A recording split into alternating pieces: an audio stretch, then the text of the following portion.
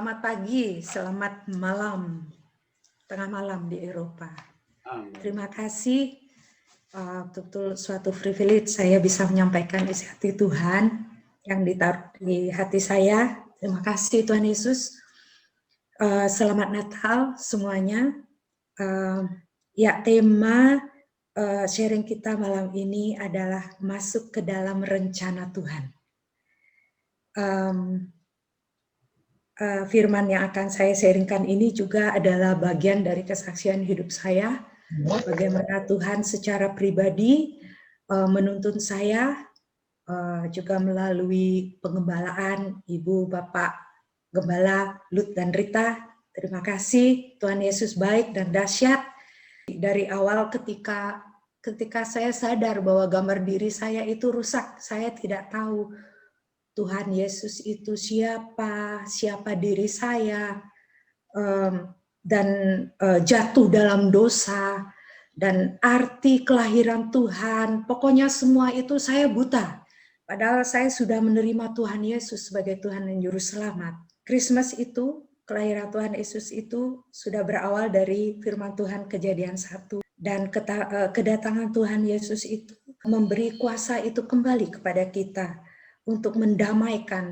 Sungguh rencana Tuhan itu betul-betul pada awalnya tidak saya mengerti. Saya terbebas dari dosa yang mengikat saya. Pada awalnya harus mengerti konsep dari Alkitab itu supaya kita mempunyai konsep yang benar. Ketika kita mempunyai konsep yang benar, kita berani bayar harga untuk ikut Tuhan. Tinggal dalam firman Tuhan itu seperti apa? Firman Tuhan yang terdapat dalam Yohanes 15 ayat 7. Tuhan itu berakar dan bertumbuh dalam kehidupan kita yang paling dalam. Untuk memasuki rencana Allah itu, ada beberapa hal yang sendiri saya alami secara pribadi, kesaksian pribadi saya ketika saya memutuskan untuk bertobat. Yang tidak mudah, yang sangat sulit karena saya harus belajar untuk menyangkal diri. Saya harus rajin membaca firman dan itu betul-betul struggling ya, tapi saya punya gembala yang baik yang terus berdoa dengan saya, yang terus sabar menuntun, dan itu yang memampukan saya untuk terus berani untuk maju.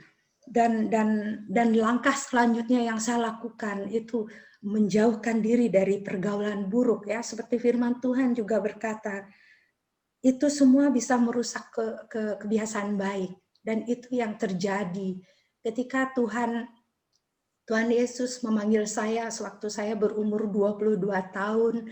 Sebelum bertemu dengan Ibu Bapak Gembala itu, saya tidak betul-betul dibimbing, tidak tinggal dalam firman Tuhan, bergaul dengan orang-orang yang tidak mensupport pertumbuhan rohani saya. Jadi pada saat itu saya kehilangan visi, seperti firman Tuhan pada Amsal bilang, Pak Vincent terus menekankan itu, people without vision will be perish. Tuhan juga berikan saya firman Tuhan dalam Yeremia 50. Bagaimana ketika kita tidak mau rendah hati, mau digembalakan, dimuridkan, sampai menemukan visi Tuhan itu, kita akan liar. Dan kita lihat di Yeremia 50 ayat 6. Firman Tuhan berkata, umatku tadinya seperti domba-domba yang hilang. Itulah saya. Sewaktu saya belum mau betul-betul meninggalkan cara hidup saya yang lama. Tapi ketika saya digembalakan, dimuridkan, sampai saya bisa bertemu dengan Harvest Academy, ini adalah suatu rencana Tuhan membawa saya kepada visinya, karena Tuhan sayang saya, Tuhan mengasihi saya. Dan ketika saya sudah berani, ketika saya terus dituntun melangkah dengan iman, Tuhan membawa saya kepada Ibrani 12 ayat 2-17 ini betul-betul menampar saya. Jadi Tuhan ingin agar mata saya terus tertuju pada Yesus, agar dibawa menuju kesempurnaan, agar bisa sampai pada visi Tuhan. Itu yang Tuhan mau. Dan pikul salib ketika apa yang kita ingini itu belum kita capai. Ada tertulis ya, kalau kita akan dicemooh, Tuhan memilih Tuhan, kita akan dicemooh, kita akan dihina dan lain-lain.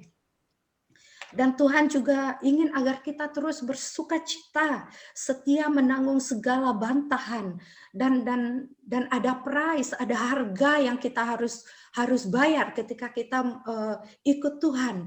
Kita akan kehilangan teman yang biasa kita ajak jalan-jalan, kita biasa ajak untuk bergosip.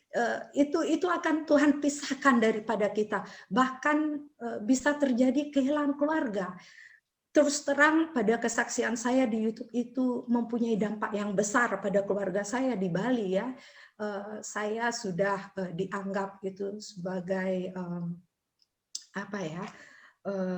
pengkhianat. Saya bisa bilang pengkhianat, tapi firman Tuhan yang mengatakan ketika saya kehilangan sesuatu karena Kristus, Tuhan akan mengembalikannya. Dan apa yang terjadi? Tuhan memberikan teman-teman baru kepada saya. Tuhan memberikan keluarga baru kepada saya, yaitu keluarga besar Harvest Academy. Haleluya. Terima kasih Tuhan Yesus. Tuhan Yesus baik. Jadi Tuhan juga banyak mengajarkan bagaimana saya harus tetap kuat. Saya harus tetap kuat dan tidak putus asa. Dan dalam pergumulan saya terus memandang kepada Kristus, salib Kristus, dan Tuhan mengajarkan agar saya tidak memandang enteng didikan Tuhan. Itu yang saya juga pelajari ya. Dan jangan putus asa apabila diperingatkan, karena peringatan dalam Alkitab yang tertulis itu teguran Tuhan itu, firman Tuhan kita tahu tidak hanya manis-manis saja, tapi ada peringatan-peringatan, teguran-teguran Tuhan yang keras, yang itu kadang-kadang kita apabila belum bisa mati rasa, kita akan tersinggung. Tapi puji Tuhan, saya bisa lalui itu. Dalam nama Yesus, terima kasih. Dan Tuhan juga mengingatkan saya bagaimana Tuhan mengajar orang yang dikasihinya. Wow, dikasihinya. Tuhan mengasihi saya. Dan ia menyesah orang yang diakuinya sebagai anak. Itu bagi saya ketika saya baca ini, ayat 6 ini. Wow, itu suatu kehormatan. Saya yang tidak pernah mempunyai father figure dalam hidup saya. Ketika saya baca ini, wow, Tuhan. What did I do to deserve you? Saya mendapatkan figur seorang ayah yang lebih baik daripada ayah saya sendiri. Itu yang saya dapati. Dan ada banyak lagi sampai ayat 17 itu bagaimana Tuhan mendamaikan saya dengan suami dan anaknya, bapaknya anak-anak, dengan orang tua sendiri. Bagaimana Tuhan mengajarkan saya untuk membereskan akar kepahitan itu, luar biasa sekali, untuk menuju kesempurnaan Tuhan itu. Tuhan itu ingin supaya kita tuh lepas memasuki kehidupan yang kudus. Karena Tuhan juga bilang ya di ayat 14, kita tidak bisa ketemu Tuhan, melihat Tuhan apabila kita tidak dalam keadaan kudus, apabila masih ada banyak akar kepahitan. Nah, itu pun yang terjadi, struggling untuk memaafkan itu. Oh, puji Tuhan. Tuhan memampukan saya bisa untuk melakukan itu sampai pada saat ini mengampuni menjadi sebuah hobi, kesukaan yang Tuhan taruh dalam hati saya. Ketika ada seorang mengecewakan saya bilang, Tuhan, saya nggak mau simpan lagi, karena akar kepahitan itu betul-betul menghancurkan hidup saya. Di mana saya ada sekarang ini karena kasih karunia Tuhan. Jadi sampah-sampah yang terdahulu itu saya tidak mau gandong lagi. Saya betul-betul mau hidup bersih di mata Tuhan. Karena saya tahu firman Tuhan tadi, ketika kita masih diliputi oleh dosa, kita tidak bisa melihat Tuhan. Dan itu bagi saya bagi saya itu hal yang tidak mudah.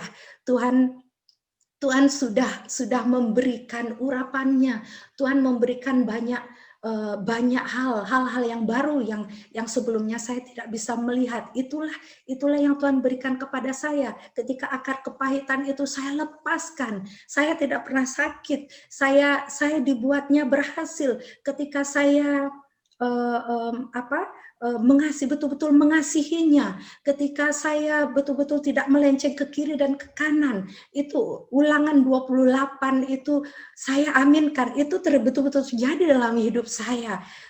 Lumbung saya diberkati oleh Tuhan. Wow, dahsyat sekali ya. Bakul saya, bahkan Tuhan ketika saya mengambil keputusan untuk meninggalkan kehidupan saya yang lama, Tuhan itu mulai membuka pintu-pintu. Dahsyat sekali, dahsyat sekali.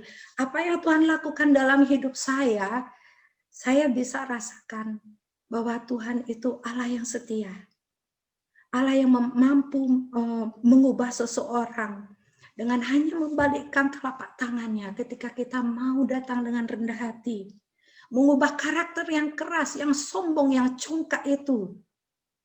Dengan dosanya yang merah seperti kirmisi, Tuhan mampu membalikkan telapak tangannya, mengubah seseorang dengan hanya membalikkan tangannya. Rasanya apa? Datang kepada Tuhan dengan rendah hati, mau diajar. Itu yang saya dapat ya. Sehingga ketika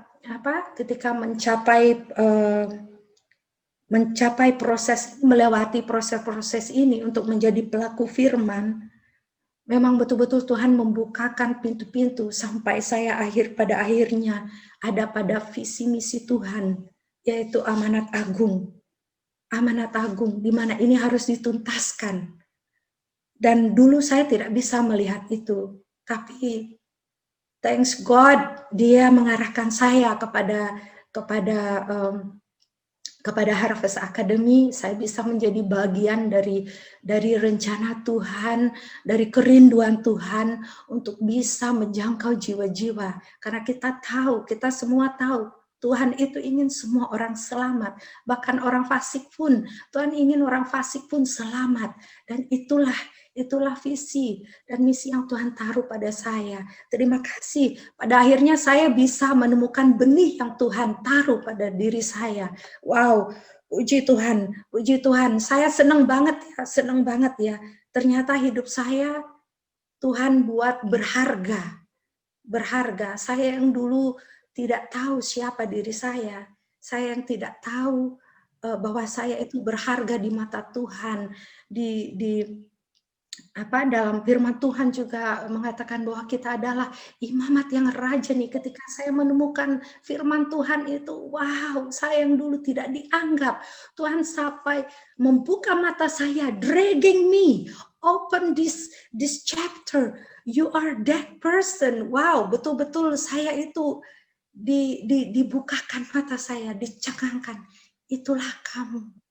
Tuhan datang ke dunia itu bukan hanya semata-mata datang, tapi merubah gambar diri seseorang itu untuk bisa betul-betul mengerti bahwa kita itu adalah anak-anak Tuhan yang precious, yang betul-betul worthy, yang supaya firman-Nya itu bisa digenapi. Itu yang saya dapatkan ya.